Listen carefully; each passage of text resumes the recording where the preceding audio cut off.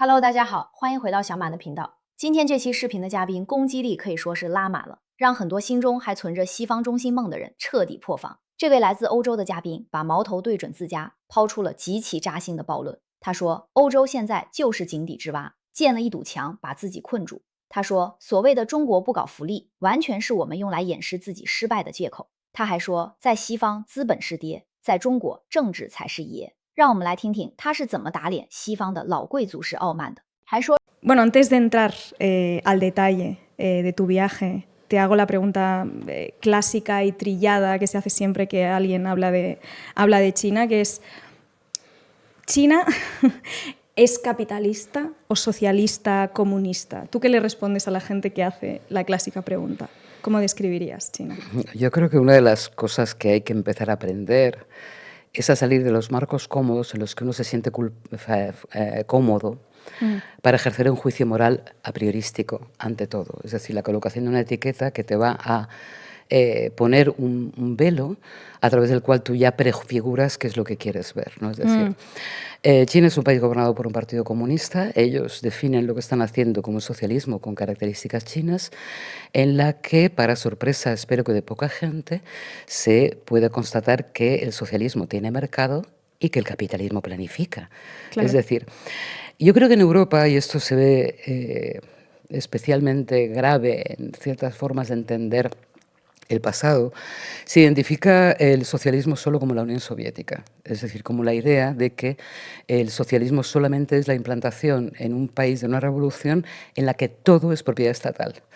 Y todo lo que no sea propiedad estatal no es socialismo. Es decir, es una idea heredada del concepto de la Unión Soviética, ¿no?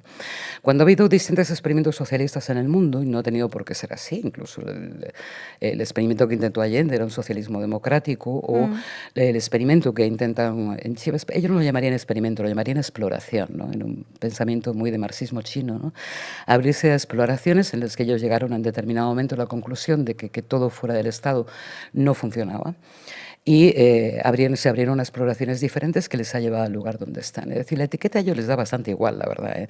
Y sobre todo, una idea que sí quiero transmitiros, es que me da la sensación de que el marxismo europeo es mucho más duro con el marxismo chino que lo que ha sido con el marxismo soviético o consigo mismos, Sí. ¿no?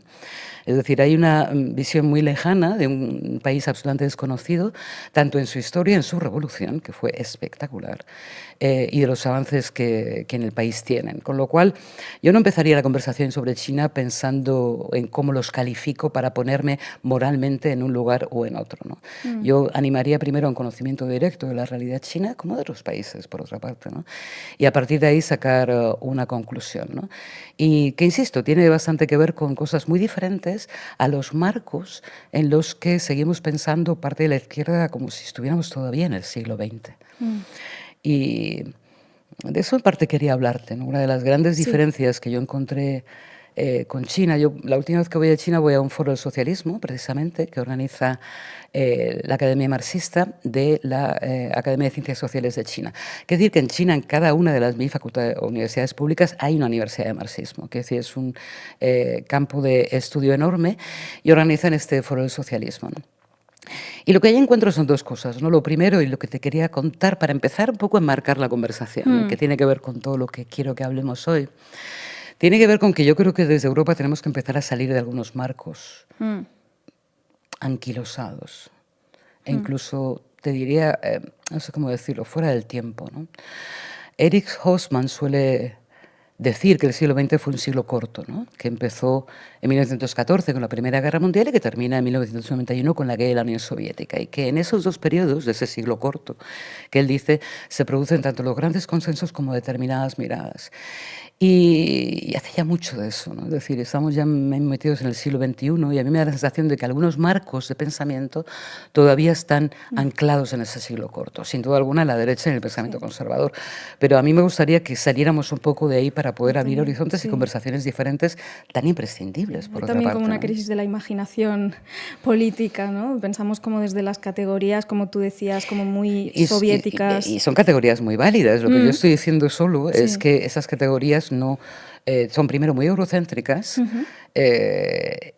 y que no sé cómo decirlo, describen una narrativa que yo a la que difícilmente le veo los complementos necesarios en el siglo XXI para entender el mundo tal cual es, ¿no? Uno de los elementos más terribles de lo que ha sido el neoliberalismo, sobre todo de 2008 hasta ahora en Europa, es que en Europa no solo se ha construido una lopa fortaleza para impedir que vengan migrantes, ¿no? A mí me da la sensación de que han construido una fortaleza para evitar que lleguen ideas. Y estamos en Europa muy encestrados en un debate muy triste, muy deprimente, muy sin futuro, muy sin imaginación. El fin de la historia. Exactamente. Cuando en otras partes del mundo, por supuesto en América Latina, pero en África y en China, sin la menor de las dudas, los marcos de debate son radicalmente diferentes. Radicalmente diferentes. Y que no haya una conversación entre estos elementos a mí me parece muy preocupante. Y me parece que desde la izquierda tenemos que abrir conversaciones muchísimo más serias con lo que están contando en China, porque hay cosas de las que aprender, no tengo ninguna duda. También, claro, algunas de las voces que nos llegan, pues muchas veces tienen pues, sus propios sesgos, ¿no? Así que también me parece que es importante ampliar un poquito más o tener una pluralidad de voces que hablen de China. Estaba pensando precisamente que hay un empresario español que lleva años viviendo en China y divulga, que es Adrián Díaz, que lo que sostiene precisamente, como digo, también usa ese binomio de ¿no? o es 100% comunista o es 100% capitalismo, teniendo como también una definición muy rígida, ¿no?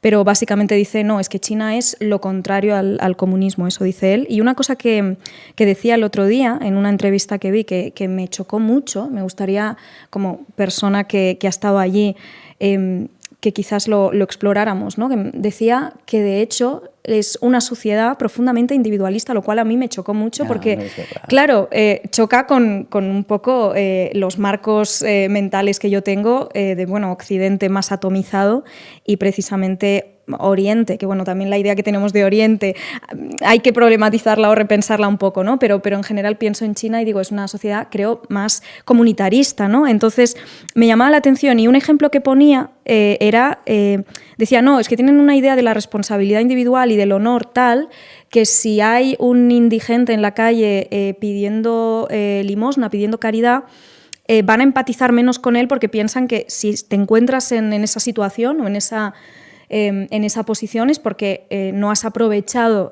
pues las oportunidades que se te ofrecieron, ¿no? No sé si eso en realidad es un poco proyección, porque yo diría que esto es lo que pensamos aquí, pero no sé cómo lees tú ese tipo de miradas. Pues creo que tiene un problema. Esa persona hay un problema serio, además, ¿no? Sí. Además, me preocupa que esos prejuicios se proyecten para analizar una sociedad tan grande y tan compleja. No, en absoluto, en absoluto. Es decir, una sociedad individualista es la que vives en Estados Unidos, incluso en Europa, y eso allí no lo ves tan desarrollado, ¿no? Por supuesto que sí que hay elementos tanto de competencia como de meritaje. Sobre todo es una sociedad muy meritocrática. Claro, igual se refería a eso y lo ha No, leído. No creo que pretendía atacar a China cogiendo valores que para la izquierda europea son negativos. Claro. A mí me parece que lo que hace es propaganda negativa y yo no se la voy a aceptar. ¿Por qué? Porque uno de los grandes avances que China ha logrado en los últimos años es erradicar la pobreza extrema en su país, sacando de la pobreza, todavía no se sabe muy bien el número, pero va entre 200 millones de personas y 250. La forma en la que acaban con la pobreza en China es algo que hay que estudiar. Es decir, que a mí eso de que ven a un pobre y no empatizan, me parece que no tiene nada que ver con el esfuerzo titánico que la sociedad china hizo, porque además fue lleno de voluntariado, 2 millones de voluntarios que ayudaron a detectar y a indexar los problemas de la pobreza en el país para que comunalmente se decidieran poner las medidas a largo plazo para evitar que la pobreza se reproduzca en su país, es algo que a mí me gustaría ver en el mío y que es algo de lo que están profundamente orgullosos. Es absolutamente falso lo que ese señor dice y además me preocupa que esos debates lleguen a la izquierda sin tamizar, ¿no? Es decir, China, como todas las sociedades, tiene un montón de problemas, pero desde luego tiene tanto una mirada hacia el futuro muchísimo más esperanzadora, basada en un enorme desarrollo del país en las últimas 3 décadas. Tanto que yo tengo la sensación de que vive en el siglo XXI parte de la sociedad china, sobre todo en la costa. Además, sabes que en el interior de la costa hay al interior de lo rural, lo llaman ellos, ¿no? Hay una diferencia tanto de renta como de posibilidades de trabajo. Ahora, en las zonas más desarrolladas de China, más industrialmente desarrolladas y tecnológicamente desarrolladas, es absolutamente impresionante. Impresionante. Y lo consideran un logro común. lo consideran un logro común, no consideran que sea un logro, como decirlo, del mercado capitalista. ¿No? En China el mercado asigna recursos, sí, pero el 40% del PIB sigue siendo producido por empresas públicas de propiedad estatal o de cooperativas, que es un movimiento muy grande en China. Yo no sé si vosotros sabéis que empresas multinacionales como Huawei es una cooperativa de trabajadores, o el hecho de que en China cada palmo del suelo de China pertenece a todos los chinos, o sea, no existe la propiedad privada del suelo, o que de las más de 1000 universidades, el 97% son universidades públicas, muy bien financiadas y en las que cualquier persona puede acceder con un sistema meritocrático como aquí. Es decir, depende de la nota que saques en el examen, puedes ir a una universidad o a otra. Lo que pasa es que es un sistema feroz porque la gente compite por ir a las mejores universidades que están muy bien financiadas. Yo, estando en una de ellas, le pregunté a alguno de los estudiantes cuánto le costaba la residencia estudiantil en la universidad y me dijo que 100 euros al año. Es decir, si tú pasas los exámenes, te van a poner todas las facilidades para que estudies prácticamente de manera gratuita con una universidad al servicio del conocimiento, que es parte del éxito del desarrollo de China, el desarrollo de sus universidades públicas, ¿no? Entonces, a mí me parece que hay elementos en los que deberíamos analizar un poquito mejor, quitando los prejuicios como los que me acabas de narrar, que me parecen básicamente una sarta de bobadas de alguien que parece que no conoce el país. O sea, lo digo porque me enfada muchísimo, o sea, que se digan esas cosas. Lo digo completamente en serio. Claro. A mí me parece que hay un punto de proyección en el sentido de que lo que ilustra esa lectura que hace de decir, no, es que casi no hay indigentes y si los hay, la gente no parece tener, o creo que debe ser porque no...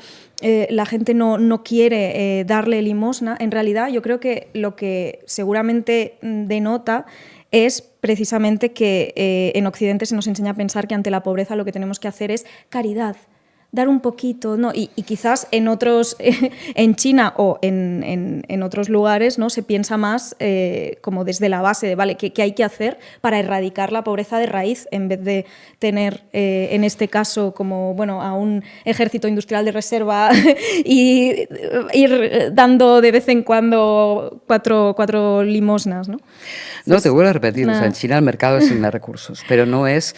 A ver, uno de los elementos clave de China a repensar en el imaginario ese que tú decías, que está como cegado en Europa a la idea de imaginar futuros distintos, es la idea de que independientemente de lo que uno piense del Partido Comunista Chino, lo que realmente funciona en China es que hay un poder político que está por encima del poder de los mercados. Es decir, las empresas que actúan en China, que es un sistema de mercado abierto, pero no es un sistema de mercado libre, en el sentido de decir que hay una conexión, un control y una intervención pública en los asuntos de la economía. De hecho, se acaba de aprobar el plan quinquenal y está todo el país estudiándoselo para ver cómo lo lleva a cabo, incluidas las empresas privadas. Quiero decir, hay una idea compartida de que el poder político está por encima de los mercados, que es una disputa que en Europa prácticamente ya casi no tenemos. Quiero decir, la idea de asumir que no es posible que sea el mercado el que regule la vida de la gente. O sea, y sin embargo, estamos aceptando cada vez más, por lo menos en Europa, la idea de que el deterioro del estado de bienestar es una consecuencia lógica del capitalismo contemporáneo. Lo es. Lo que pasa es que no es socialmente aceptable y es perfectamente cambiable si tuviéramos la voluntad política de hacerlo, ¿no? Es como entender que los sistemas de privatización de la educación en China es 100% pública, o de la sanidad, o siempre atacan el sistema de pensiones para privatizarlo, es decir, el desgastar el estado de bienestar, que fue el consenso, ¿no?, del siglo corto, que decía Hoffman, ¿no? Es como una evolución natural de las cosas, ¿no? El capitalismo no es natural, o sea, no es natural en ninguna de sus formas, se puede cambiar y se debería cambiar. Con lo cual, la primera conclusión que yo saco de hablar con China, y lo que te quería decir, era que la idea de plantear futuros diferentes es algo perfectamente posible, técnicamente viable, y con la tecnología disponible abre conversaciones diferentes que a mí me encantaría tener en mi país y que no podemos tener porque da la sensación de que no se puede hablar de desarrollo económico desde lo público. Ya. Me parece impresionante. Es decir, tenemos un ejemplo en China de desarrollo que tú puedes criticar. Yo no estoy diciendo que sea un modelo, lo que estoy diciendo es que hay lecciones que aprender, y para mí la primera de ellas es que se planifique y se piense qué tipo de desarrollo queremos. Algo que desde la Unión Europea medio se hizo en los años 90 y a principios de los 2000 ya no. Es decir, con grandes planes industriales, fondos de compensación regional, en fin. Y ya ni siquiera se hace eso, ¿no? O sea, yo creo que estamos en Europa es como un péndulo, ¿no? O sea, en Sí. China va muy bien y van desarrollando ciertas nuevas formas de modernidad, que es de lo que realmente Sí. están hablando, y aquí estamos todavía con formas de modernidad muy vinculadas al siglo XX y a una industria muy desfasada en Europa. Hemos perdido el tren de la tecnología y ha sido responsabilidad de la burguesía europea. ¿Crees que quizás antes decías que en general la izquierda europea suele ser más dura a la hora de calificar cómo se hacen las cosas en China? ¿Crees que puede tener que ver con que precisamente desde Europa, desde la izquierda europea, se abrazan pues esta idea del decrecentismo, etcétera? Entonces, todo lo que sea la hiperproductividad, aunque por mucho que hablemos de una innovación distinta, de otra forma de entender esa modernización, como tú decías, y luego también hablaremos de eso si te apetece, ¿crees que puede ser que nosotros partamos un poco de estos mantras o de estos axiomas de hay que producir menos, tenemos que trabajar todos menos, pero trabajar todos, etcétera, y eso pueda chocar con un modelo de muy centrado en la productividad, por mucho que luego lo que cuente también es cómo se redistribuye la riqueza, ¿no? Pues no tengo una respuesta clara. Lo que sí sé es que hay ¿cómo decirlo? La izquierda europea. Bueno, hay dos, ¿no? Uno de los países del este que tienen lógicamente una conversación diferente de lo que significa el socialismo, pero en los países de Europa Occidental, a mí me da la sensación de que esta falta de conversación sobre la posibilidad de modelos de desarrollo diferente tiene que ver con la falta de poder. Ya. Es decir, mientras que sí en algunos países de América Latina, donde sí se ha podido tener el poder o se puede tener el poder, la conversación es diferente en torno a cómo aplicar políticas públicas, porque es factible, porque es real y porque es ya, es decir, cómo lo podemos hacer. La izquierda europea llevamos demasiado tiempo sin la izquierda en el poder en grandes países, ¿no? El caso de España es una excepción, junto con Eslovenia, lo fue Suecia hace poco, pero poco más. Y creo que tiene que ver con la idea de la separación entre de lo económico se encarga el mercado y de lo político se encarga el Parlamento. Al estar muy centrados en esto, quizá hemos olvidado una parte que además fundamentó parte de la gran riqueza del marxismo europeo, que tiene que ver con los modelos de desarrollo. Yo defiendo el de crecimiento, ¿eh? Yo soy muy de Koizai el de crecimiento comunista, es decir, yo creo que esa variable hay que introducirla, pero hay que hacerla desde la idea de qué tipo de desarrollo quieres, ¿no? Y a mí me parece que hay que ser más ambiciosos y que estas conversaciones con China nos pueden ayudar a ser más ambiciosos, ¿no? Y a la hora de decir que la diferencia tecnológica que empieza a ser muy grande con China, o sea, es espectacular. O sea, yo he estado en lugares en China donde que haya robots es normal, que haya robots en los hoteles, o las aplicaciones que tienen de Internet están mucho más avanzadas, o la aplicación de ordenadores cuánticos o inteligencia artificial como fuerza motriz del desarrollo, ¿no? Que es parte de la nueva idea de modernidad, como te decía, que están desarrollando, ¿no? Y esto tiene que ver con haber dejado, o que hemos perdido una batalla por la cual el capital europeo ha decidido qué es lo que se produce y qué es lo que no. Tú eres muy joven, pero cuando yo tenía tu edad, el capitalismo europeo decidió desindustrializar Europa. En España se decidió desindustrializar este país. Las deslocalizaciones fue la gran batalla de los 90 y de los 2000, los sindicatos. Eran ellos los que cogían las empresas y las llevaban a China en busca de trabajo barato, porque entonces era el trabajo mucho más barato en China, más barato de lo que soy, claro, ¿no? Es decir, en su permanente búsqueda de trabajo barato, deslocalizaron Europa. Y ahora parece que se quejan de la falta de industrialización cuando no ha habido inversiones en los últimos 15 o 20 años, ¿no? Es decir, es como yo quiero señalarles, es decir, esto no ha sido una decisión política, lo fue, pero funcional a la decisión del capitalismo europeo que decidió desindustrializar, es decir, no hacer una apuesta tecnológica. ¿Lo podemos revertir? Sí, pero con conversaciones diferentes que tienen que ver con tender puentes entre ellos a China, no exclusivamente, por supuesto, pero sí con China para poder compartir y trabajar con esa tecnología en un continente como el nuestro, donde hay gente tan formada, o sea, es que no estás en un lugar del mundo donde no puedas desarrollar esos tipos de tecnología, ¿no? Si se hace de manera compartida y de manera colaborativa. A mí me da la sensación de que Donald Trump no solo, y la extrema derecha y las narrativas que gobiernan las élites occidentales tienen que ver también con una reacción a que ya no son los dueños del mundo, ¿no?